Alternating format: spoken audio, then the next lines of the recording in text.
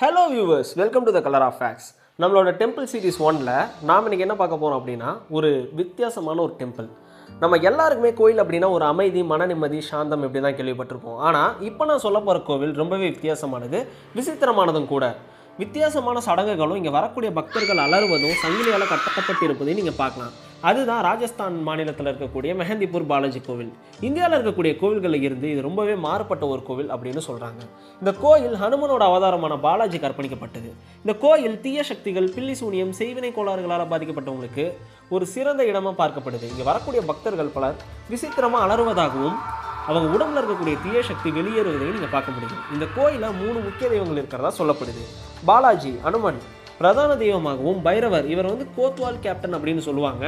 இவர் தீய சக்திகளுக்கு தண்டனை கொடுப்பவராகவும், பிரேத் ராஜ் சர்க்கார் அப்படிங்கிறவர் இவர் ஆவிகளோட அரசனாக கருதப்படுறாரு. அது மட்டும் இல்லாமல் ஆவிகளால் பாதிக்கப்பட்டவங்களுக்கு தீர்ப்பு வழங்குறது இவர் தானே நம்பப்படுது.